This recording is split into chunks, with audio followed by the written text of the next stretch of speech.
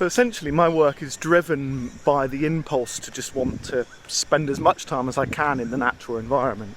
I see my work as being much more similar to that of a farmer or a surfer or a fisherman. It just happens to be that I'm using paint and brushes rather than a surfboard or a fishing rod. When I said that I wanted to come and work in Margaret River in the winter, there was sort of some doubt as kind of whether that would be the best time of year to try to work sort of outdoors and stuff. And it's true that sort of some of the conditions have been a little bit challenging. There's quite funny bits on the film where I'm kind of just hunkered down underneath a tarp while a squall passes. But the effect of the rain on the paint creates fantastic effects, and also you get to see the environment in different sort of conditions, and it becomes a sort of a more genuine kind of broader experience, and I feel more alive once I've sort of been out working in the weather, wild weather. After a few days, kind of like you're full of excitement. Boranup has been quite a nice sort of refuge to sort of go when it's been really high winds or rain or something like that. You get sheltered from the wind and rain. You get the same sort of challenges as if you got sunny weather, trying to find a point within the forest where there's enough dappled sunlight that you can actually sort of dry the paint and stuff like that. And there's also been some really, really magical moments, like when the wind sort of blows up through the trees and the kookaburra calls, and like little flocks of birds and stuff like that are sort of flying through. So all in all, it's just been a fantastic experience. And have a little look at this sort of ancient carry forest here.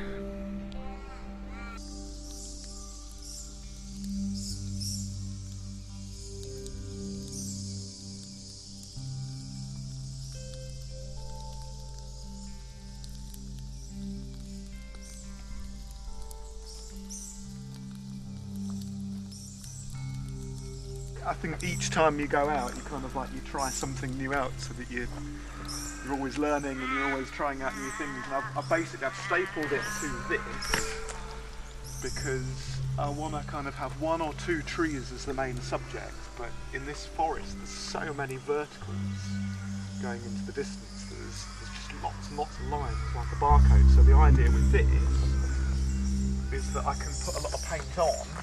We'll see it, we'll try it in theory. And then it holds it flat along the top. I can hold it up, and the paint will just keep dripping down, so that I should have lots and lots of vertical lines, with that being able to keep sort of lifting it up. The drip. It's been my home for 2 weeks. It's been quite, logistically it's been quite difficult, because some of the biggest pieces been double the size of kind of the floor space, if you like, inside here. So actually having to paint in sections and work out how long something's going to take to dry and whether it's going to dry before sunset, because you can't put a wet painting folded in half where you're going to sleep and stuff like that. So it's been a fun challenge.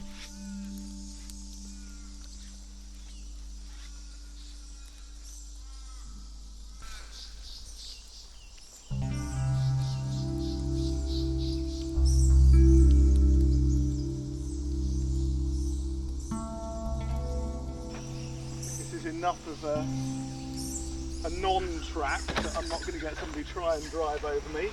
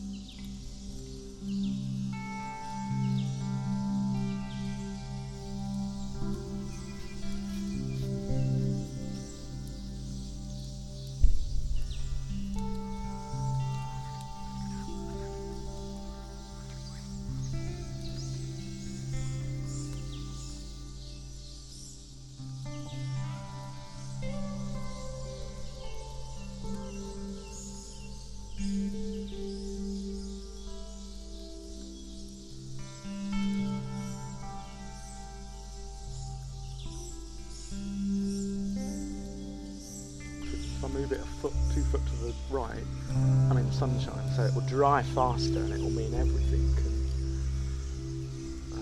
just sort of speed up, and I don't need to. If you're working in wet conditions in the rain or the mist or anything like that, you have to kind of always be a couple of steps ahead of yourself, thinking about how wet the paint is and kind of working dry first and not using too much water and stuff like that. And it means I can sort of relax with that much sun, knowing that each layer will keep drying and that I can kind of layer stuff and change and be a little bit freer.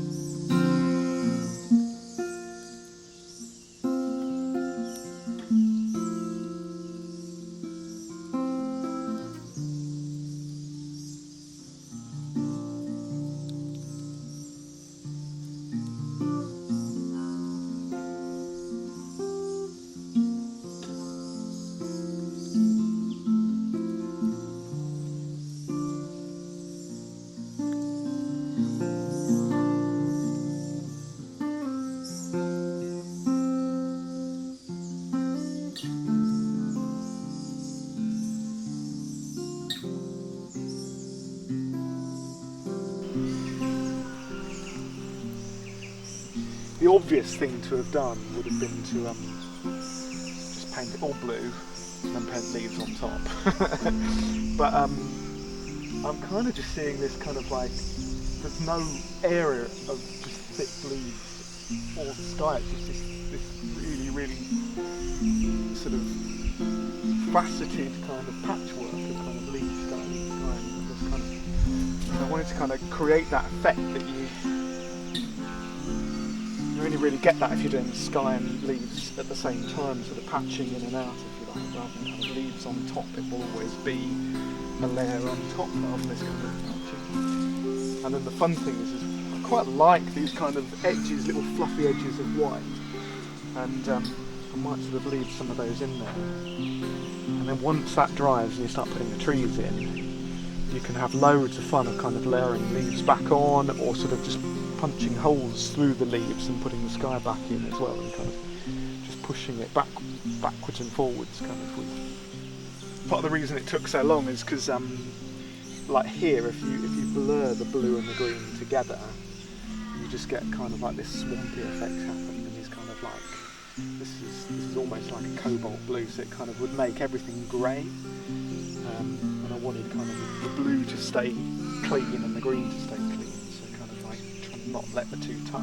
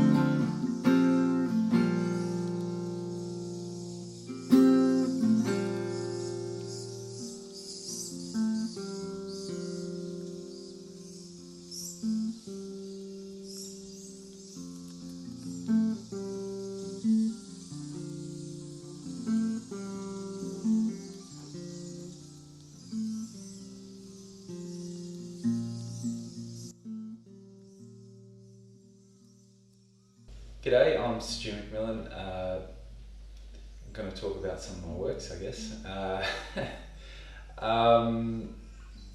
Yeah, I guess this body of works, sculptures have come about, you know, for this exhibition on location and looking at sort of the natural environment around Margaret River, and I guess I've been based in Margaret River on and off for 20 years. obviously got a pretty strong connection to the ocean here and surfing, and a lot of these works kind of reflect a lot of the natural environment around here, from the sort of forests to the rivers, the different sort of contours in the land, and the shifting patterns and seasons. So I've been kind of focused on trying to capture that using some local timbers that I've sourced from a local timber yard, and basically just tried to capture that essence of the land that we're on here, which is a pretty special place, and it's sort of ever changing as well. So I guess some of the materials that I've used as well, we're looking at sort of local timbers obviously, but you know, some of the process that I've done with these works as well. You know, charring some of the timber, carving it back, you know, sort of notching it out, getting some different sort of textures and sort of energy in the work. It's a reflection of kind of what I wanted to talk about as well, I guess, in looking at the environmental shifts in these works. You know, it's a big thing, and I've tried to sort of capture that in these sort of contours and lines. Also added, you know, a few splashes of colour, because I think, you know, obviously Australia's got some pretty iridescent sort of colours, and I'm sure Joe's work reflects this as well. It's just this sort of environment that has these bright sort of poppy oranges and blues, and it's kind of been a big feature of my work for many years. So those little additions of colour with some of the timber have been, you know, a nice little thing to kind of experiment with, and it's kind of the first time I've really delved into that with, you know, using 3D and a bit of colour. So it's yeah, it's kind of cool to see how that comes out.